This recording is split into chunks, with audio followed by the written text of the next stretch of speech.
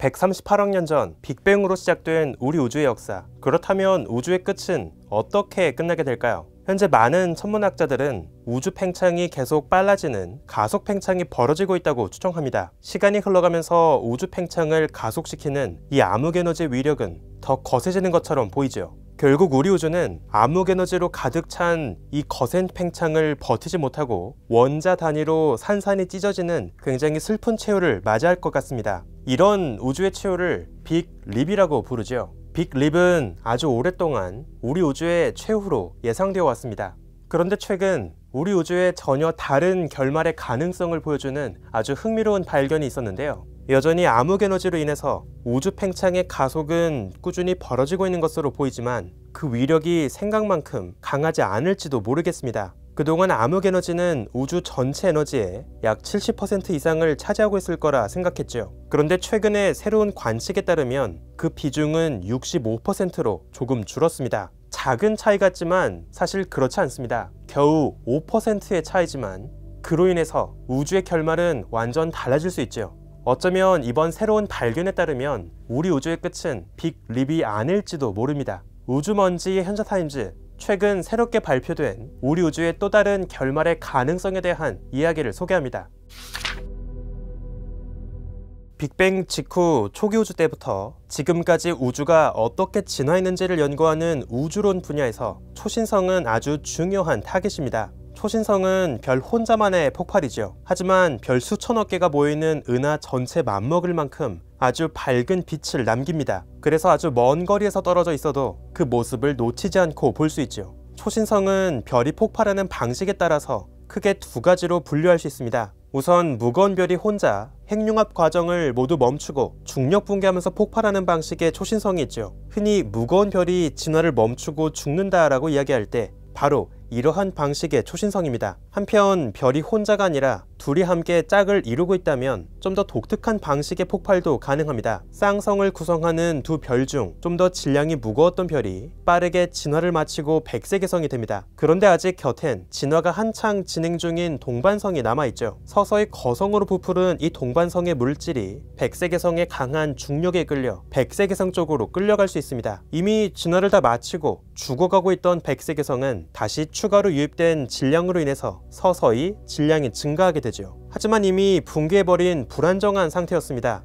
그래서 추가로 유입된 질량이 어느 한계를 넘는 순간 백색외성은 결국 폭발하게 되죠. 흥미롭게도 이 붕괴된 백색외성이 터지지 않고 딱 안정적으로 버틸 수 있는 질량의 한계가 정해져 있습니다. 태양 질량의 대략 1.4배, 찬드라세카르 한계 이상으로 무거워지는 순간 별은 다시 한번 붕괴하고 폭발합니다. 이처럼 다른 별과 짝을 이루고 있던 백색외성이 추가로 유입된 질량의 한계를 버티지 못하고 터지는 방식의 초신성을 타입 1A 초신성이라고 부릅니다. 백색외성 곁에 거성이 있는 경우도 있지만 가끔씩 백색외성 두 개가 함께 짝을 이루고 돌고 있는 경우도 있습니다. 이러한 경우 역시 비슷한 타입 1A 초신성이 폭발한다고 알려져 있죠. 우주론을 연구하는 천문학 분야에서 특히 관심이 가는 초신성은 바로 이 타입 1A 초신성입니다. 그 이유는 모든 초신성이 딱 정해진 질량의 한계, 즉 찬드라세카 한계를 초과하는 순간 터질 거라 생각되기 때문이죠. 별이 얼마나 강한 에너지를 토해낼지는 그 별의 질량에 따라서 결정되는데요. 백색외성이 어떤 과거를 살아왔는지와 크게 상관없이 결국 폭발 순간의 질량이 모두 동일하다면 이 우주에서 폭발하고 있을 타입 1A형 초신성의 최대 밝기는 얼추 비슷할 거라 기대할 수 있죠. 그래서 오랫동안 타입 1A 초신성은 먼 우주 끝자락까지 거리를 잴 수 있게 해주는 그나마 밝은 표준 촛불로서 활용되어 왔습니다. 더 머나먼 우주를 관측하면 더 먼 과거, 빅뱅 직후 초기 우주의 모습을 알 수 있는데요. 반면 비교적 가까운 우주를 볼수록 더 최근 시점에 해당하는 우주를 보게 됩니다. 비교적 멀리 떨어진 과거 시점의 우주부터 현재 이르기까지 우주의 팽창 속도가 어떻게 변해왔는지를 파악한다면 우주 팽창이 점점 느려져 왔는지 아니면 빨라져 왔는지 또 우주의 미래가 어떻게 끝나게 될지까지 파악할 수 있지요. 1998년 천문학자들은 우주 끝자락에서 약 50번의 초신성 폭발을 관측했습니다. 당시의 관측은 놀라운 결과를 보여주었죠. 우주의 팽창률은 과거부터 지금까지 일정하지 않았습니다. 오늘날의 우주가 보여주는 빠른 팽창률은 처음부터 빨랐던 것이 아니었습니다.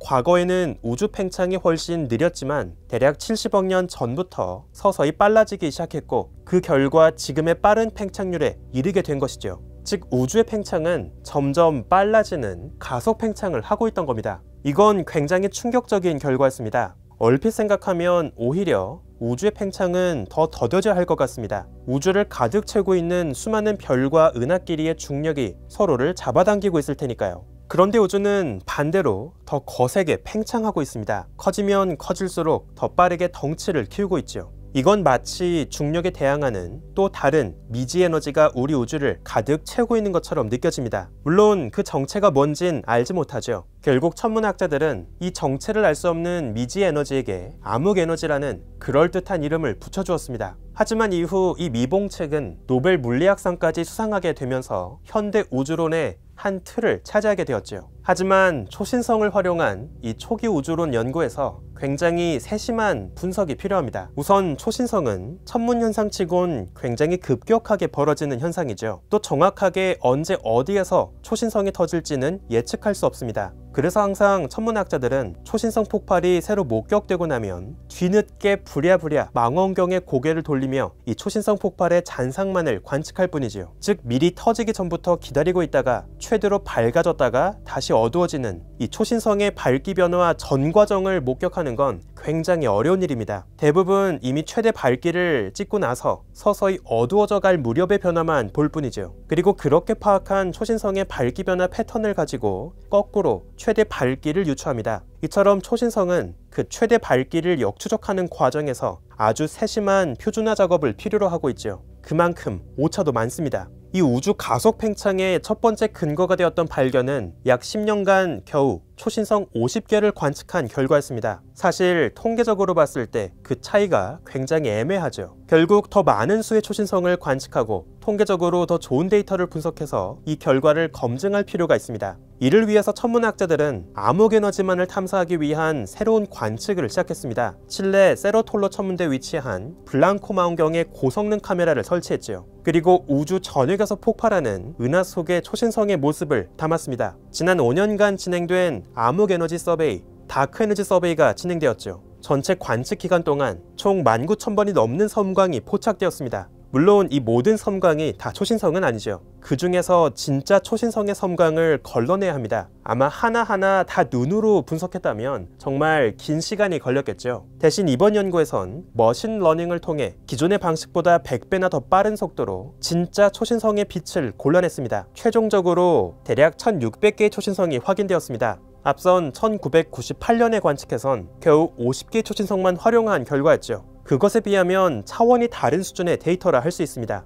1000개가 넘는 새로운 초신성 데이터로 다시 확인한 결과 과연 우주는 여전히 가속 팽창을 하고 있었을까요? 그렇습니다. 우주는 여전히 더 공고하게 가속 팽창을 하고 있는 것으로 보입니다. 결과적으로 이 철저한 재검증에도 불구하고 우주는 어떤 미지 에너지로 가득 차 있으며 그 우주의 팽창이 계속 빨라지고 있다는 기존의 가속 팽창 가설에 더 힘이 실리게 되었죠. 그런데 이번 발견은 단순히 가속 팽창 우주론을 지지하는 것에 끝나지 않습니다. 또 다른 중요한 사실을 함께 보여주고 있는데요. 우주 팽창이 점점 가속되는 건 맞지만 어쩌면 암흑에너지가 기존에 생각했던 것보단 적을 수 있다는 아주 흥미로운 가능성을 보여줍니다. 천문학에선 우주가 팽창하면서 우주의 에너지 총량이 어떻게 변화하는지를 표현하는 일종의 상태 방정식을 사용합니다. 특히 천문학에선 에너지의 절대적인 양보다는 에너지가 우주 전역에 어느 정도의 밀도로 퍼져 있는지 에너지 밀도를 기준으로 우주의 상태를 기술하는데요.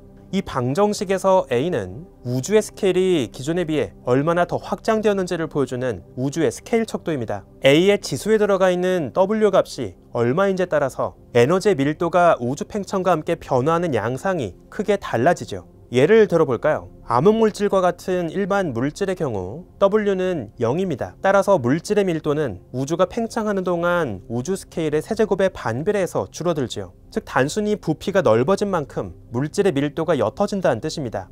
반면 빛, 광자의 경우는 좀 다른데요. W가 3분의 1입니다. 그래서 빛의 에너지 밀도는 우주가 팽창함에 따라 우주 스케일 4제곱에 반비례하며 더 빠르게 줄어들죠. 부피가 넓어지면서 빛의 밀도가 옅어지는 동시에 시공간 자체의 확장으로 인해 빛의 파장이 늘어지고 빛의 에너지가 함께 더 약해지는 효과가 더해지기 때문입니다. 그렇다면 우리 우주에서 가장 미스터리한 존재, 암흑에너지는 어떨까요? 기존에 생각했던 단순한 모델에 따르면 암흑에너지의 경우 W는 -1입니다. 즉 상태 방정식에 대입한다면 놀랍게도 암흑에너지의 밀도는 우주 팽창과 전혀 상관없이 계속 일정한 값을 유지하게 되죠. 우주의 부피가 넓어지면서 오히려 그만큼 암흑에너지의 총량이 부피에 비례해서 늘어나고 있는 겁니다.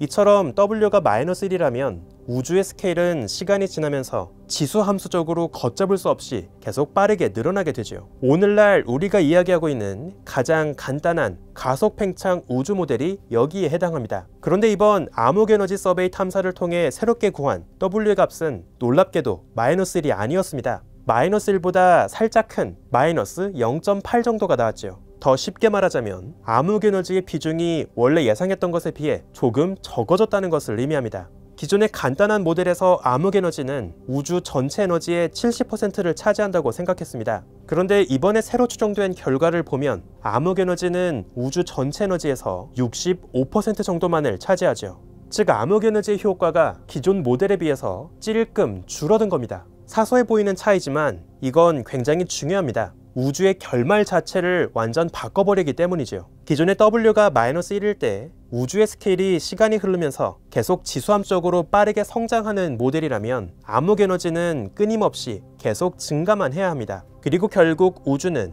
지나치게 거세진 가속 팽창으로 인해서 모든 요소가 원자 단위로 흩어지게 되는 빅 립의 결말을 맞이해야 하죠. 최근까지 많은 천문학자들은 우주의 최후가 바로 이런 모습일 거라 생각했습니다. 그런데 이번에 새로 추정된 W-0.8의 값을 대입하면 조금 다른 시나리오가 가능합니다. 우주가 계속 팽창하다 보면 암흑에너지의 밀도 역시 서서히 옅어지게 됩니다. 항상 일정할 거라 생각했던 우주 상수, 암흑에너지가 사실은 일정하지 않을 수 있다는 것이죠. 만약 이 새로 업데이트된 수치가 사실이라면 먼 미래 가속 팽창의 정도 역시 조금씩 약해질 가능성도 있습니다. 그리고 언젠가 우주 팽창이 서서히 약해지며 반대로 우주가 작아지는 빅 크런치 방식의 종말까지도 생각해 볼 수 있겠죠. 끝없이 팽창하며 산산이 부서지고 차갑게 식어버릴 거라 생각했던 우주의 최후가 어쩌면 전혀 예상치 못한 방식으로 펼쳐질지도 모르겠습니다. 이처럼 암흑에너지는 참 미묘합니다. 아직 정체조차 알 수 없지만 그 위력이 너무나 강한 나머지 단 1%의 미미한 차이만으로도 우주의 역사를 송두리째 바꿔버릴 수 있죠. 관측이 더 정밀해지고 더 많은 초신성과 은하를 관측하게 되면서 우주 팽창을 지배하는 암흑에너지의 비중은 조금씩 다르게 측정되고 있습니다. 다만 한 가지 확실한 게 있죠.